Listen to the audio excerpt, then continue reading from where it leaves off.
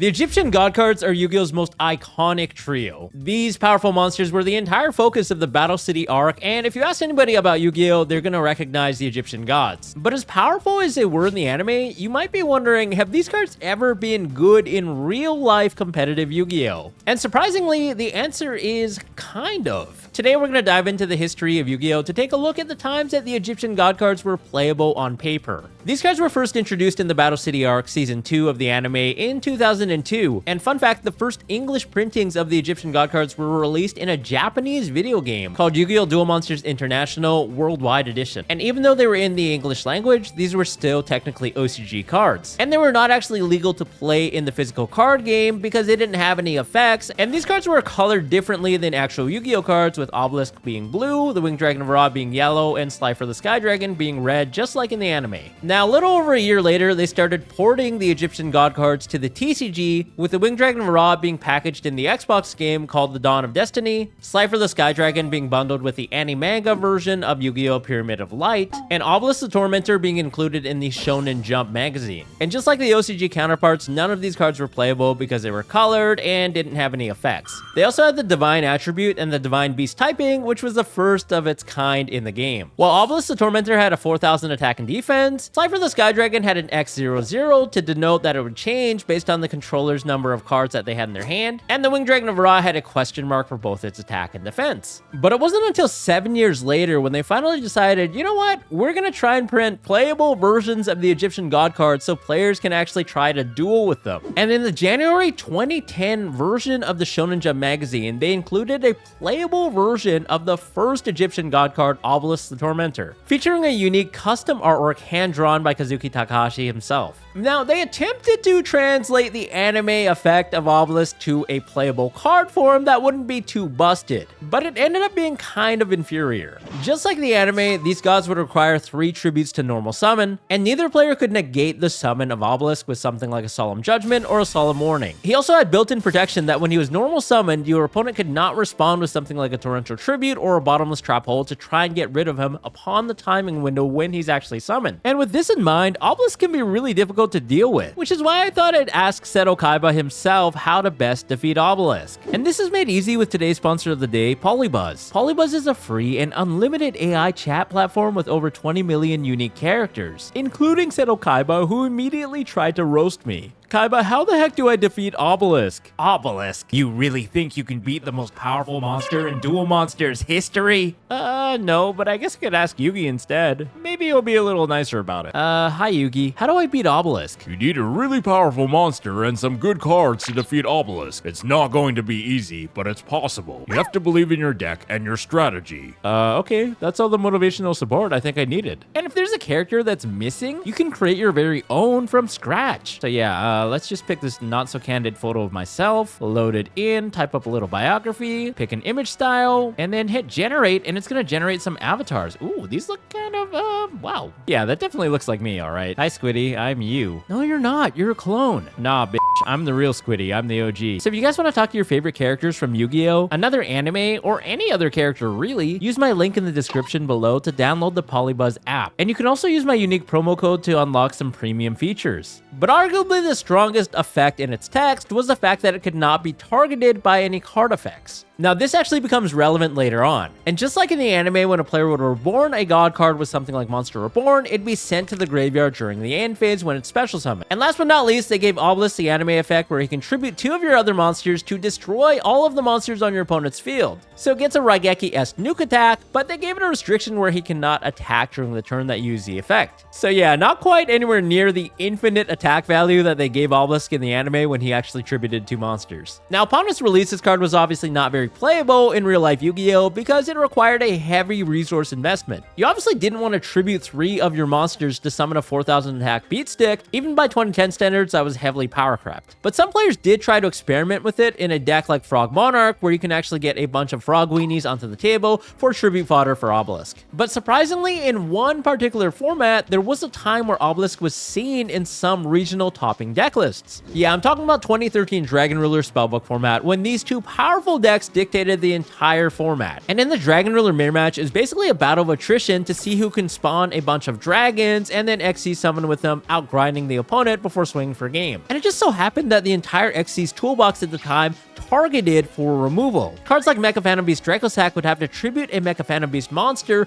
to target a card on the field and destroy it, and Big Eye would allow you to take control of an opponent's monster by targeting it. And because no monster had anywhere near 4,000 attack, there was actually not an easy way for an opponent to get rid of Obelisk. In fact, the only card that could get rid of Obelisk at the time was the one copy of Dark Hole that most Dragon Ruler decks played, and if they didn't play Dark Hole, that meant there was no out to Obelisk. And this was before the time where Yu-Gi-Oh! Actually printed cards that said this card cannot be affected by any card effects, so 4,000 attack beat stick with cannot be targeted on its body was basically the next best thing. Now, unfortunately, Obelisk's attack in the Dragon Ruler format was short-lived because players started eventually gravitating towards Book of Eclipse, a quick play spell card that turned all face-up monsters on the field face down for the purpose of beating the Spellbook matchup. Because in the Spellbook matchup, they had to control the spellcaster monster so they could use their Spellbook of Fate, which was their main form of disruption that could banish a card on the field. And Book of Eclipse inadvertently dealt with Obelisk because you could activate it, it didn't target, and it would flip Obelisk face down, turning off its effect. But that was probably the one time where Obelisk was actually played in real-life competitive Yu-Gi-Oh! For the sheer fact that he was such a huge beater and no one really had outs to him. Now, years later, they actually printed a structure deck for the God cards, which included support for Obelisk, and gave him some redemption for his nerfed anime effect and the fact that he had so many restrictions. Soul Energy Max is a trap card that says if you control Obelisk the Tormentor, you contribute 2 other face-up monsters, destroy all monsters your opponent controls, and inflict 4,000 damage to your opponent, which basically paves the way for you to swing for the remaining 4,000 attack with Obelisk so you win the game on the spot, kind of mimicking the infinite attack value that he got in the anime. They also printed his signature attack, Fist of Fate, on a quick play spell card that says if you control Obelisk the Tormentor, you can negate the effects of an effect monster your opponent controls and destroy it. And then if you activated this card during your main phase, you can wipe out all of the spell and trap cards your opponent controls. So by combining the Fist of Fate and Obelisk's own effect, you could actually wipe out your opponent's entire field. Soul Crossing was another quick play spell card that was generic support for the Egyptian gods. This card says during the main phase, you can tribute summon 1 divine beast monster immediately. And it also allows you to tribute your opponent's monsters, just like Kaiba did in the anime when he battled against Ishizu in the Battle City Finals. Now, these cards were obviously pretty cool, but, you know, they printed them like 10 years after Obelisk was released in a playable form, so they were not really that good. Yeah, the power creep in Yu-Gi-Oh! Has gotten to a point where even tributing 3 of your opponent's monsters at quick play speed is nowhere near playable. A year later, they released the next playable Egyptian god card, the Winged Dragon of Ra. And remember how Obelisk got nerfed from its anime effect? Well, this card really got nerfed. The playable version of Ra could not even be special summoned. And of course, just like Obelisk, requires 3 tributes to normal summon, and also protected itself from negation or removal upon the successful summon. He has a trigger effect on the normal summon that pays all of your life points except for 100,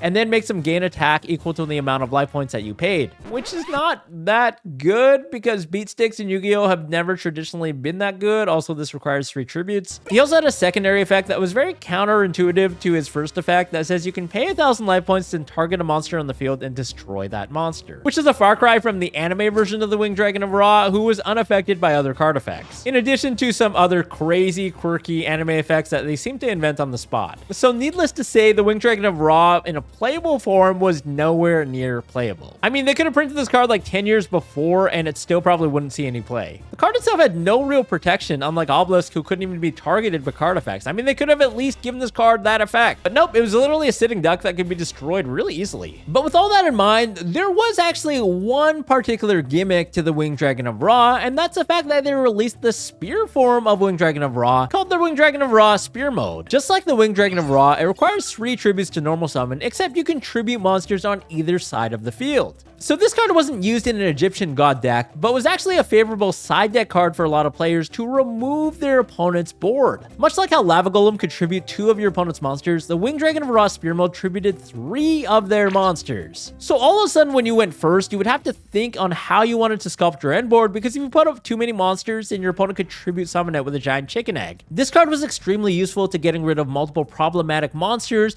cards that would have Omni Negate-esque effects like Cyber Dragon Infinity or Baron de Fleur, and you're basically using 1 card for a 3-for-1 trade. Since its release, this card saw a lot of play and honestly still sees play in certain formats in modern day. More recently, the Winged Dragon of Ra has receive some other support. Cards like the Winged Dragon of Ra Immortal Phoenix, just like in the anime, his Phoenix form, that can be special summoned from the graveyard when the Winged Dragon of Ra is sent from your field to the graveyard. And just like the anime version of the Winged Dragon of Ra, this card was actually unaffected by card effects and had 4,000 attack. So it was somewhat decent, but of course you would have to get over the roadblock of summoning a Winged Dragon of Ra, which was made impossible, so no one played this card either. They probably realized the restriction on the Winged Dragon of Ra was way too hardcore that you could not special summon it, so they printed a card called Millennium Revelation, which actually lets you special summon the Winged Dragon of Ra from your graveyard by ignoring its special summoning conditions, which means you can actually special summon it from your graveyard. The True Sun God lets you search for any Winged Dragon of Ra card, and also lets you send a copy of the Immortal Phoenix from your deck to the graveyard, and then send away the Winged Dragon of Ra from your field to the graveyard, instantly turning on the prerequisites for the Immortal Phoenix to come back from your graveyard. Sun God Unification was a trap card that fulfilled the rest of the anime effect for the Winged Dragon of Ra, and just like the actual card, it lets you pay your life points so you have 100 left to boost the attack and defense of a Winged Dragon of Ra you control, and it also had the effect where you could tribute the Winged Dragon of Ra to gain life points equal to its attack on the field, so you weren't necessarily at a risk of a game-ending shot with only 100 life points left. They also printed the Winged Dragon of Ra's attack onto a card. Blaze Cannon would make your Winged Dragon of Ra unaffected by your opponent's card effects, or allow you to tribute other monsters to make his attack gain equal to the tributed monster's attack, just like Obelisk. Ancient Chant lets you search your deck or graveyard for a copy of the Winged Dragon of Ra, and also lets you tribute summon again in addition to your regular normal summon. And Guardian Slime lets you search for a spell or trap card from your deck to your hand that specifically lists the card, the Winged Dragon of Ra, in its text. And Ra's Disciple was an easy way to get 3 tribute fodders onto the field at once, because when you normal summon them, you could bring out 2 other copies of Ra's Disciple from your deck. This card also had a continuous effect that says you cannot special summon except for Ra's Disciple, so it was actually used in some rather unconventional ways. For example, in the branded deck, where Albion the Sanctifier Dragon could resurrect Ra's Disciple to your opponent's side of the field, thereby locking them out from special summoning. Last but not least is Yugi's Egyptian god card, SLIFER the Sky Dragon. Now this card was extremely powerful in the anime. He had the effect where you could gain attack points equal to 1,000 times the number of cards that you had in your hand. SLIFER also had a second mouth that would deduct 2,000 attack points from your opponent's monsters anytime they were summoned. And if their attack were reduced to 0, it would destroy that monster. Like the other god cards, he required 3 tributes and had built-in summoning protection. But luckily they learned from the mistakes of making the Winged Dragon of Ra card a little too nerfed, so they gave SLIFER the rest of his effects in entirety. He gains 1,000 attack and defense points for every card that you have in your hand, and then if your opponent summons a monster, it reduces that attack by 2,000. If it hits 0, it destroys that monster. And naturally, being the Egyptian god used by the protagonist in the anime, a lot of players tried to make it work, but by the time this card was released, the power creep was too far gone for it to be remotely playable. There's no point trying to summon a huge beat stick, even though the secondary effect was somewhat good. I mean, it was a floodgate-esque effect that would stop your opponent from setting up their board. A lot of the attacks of the monsters at the time were well below 2,000, which meant that they'd be destroyed easily by SLIFER, who wasn't even once per turn. But of course, the heavy resource investment to summon a SLIFER, plus the fact that it didn't have any protection, was the nail in the coffin, because players could just use a card like Book of Moon and just flip it face down, and then SLIFER was turned off. Honestly, it would be nice if they give this card targeting protection, and then SLIFER might have actually been playable. In fact, it would have been like the best out of the 3. But unlike the card effects in the anime, these cards were all affected by card effects, and your opponent could also steal and take control of them, even though they couldn't do that in the anime. But just like the other god cards, years later, they tried to give SLIFER some playable support. Thunder Force Attack is a quick play spell card depicting a stream of thunder coming out of SLIFER's mouth. This card says while you control SLIFER the Sky Dragon, destroys many face-up monsters your opponent controls, then you can draw cards equal to the monsters that you destroyed, thereby powering up the attack of SLIFER along the way. And fun fact, they actually printed an alternate artwork for the popular spell card Raigeki, which shows a lightning blast coming out of SLIFER's mouth. Kind of cool how that ties into Thunder Force Attack, both cards destroying all of your opponent's monsters. And the Revived Sky God is a trap card depicting the scene in the anime where Yugi actually special summons SLIFER back from his graveyard, and then this card makes each player draw until they both have 6 cards in their hand. It also allows you to place Monster Reborn back on top of your deck. This is a pretty cool callback to the scene actually happening in the manga and the anime, but outside of these cards, SLIFER didn't really get any crazy support that made it remotely playable. And last but not least, I do want to talk about HORAHKTY, the Creator of Light. This was a fusion of all 3 Egyptian god cards that was used in the show's finale to defeat Zork Necrophades. And the only way to summon it is by tributing 3 Egyptian god cards you control on the field, and then you instantly win the duel. As powerful as this card would seem, it was never actually released in the TCG, instead released only in the OCG as a promotion, with only 10,000 copies being made available. At the time, you would have to get a participation ticket from one of the OCG structure deck products, a copy of the V-Jump magazine, or by watching the anime, and submitting that ticket in by mail. And through the lottery system, only 10,000 were made available, which is why this card still fetches an insanely high price on the secondary market today. So those are all the times that I think the Egyptian god cards were actually playable in real life competitive Yu-Gi-Oh! I mean, obviously a lot of kids would play them on the kitchen table because their effects were far too nerfed compared to the anime. But you guys have any iconic memories of playing the Egyptian god cards? Let me know in the comments below.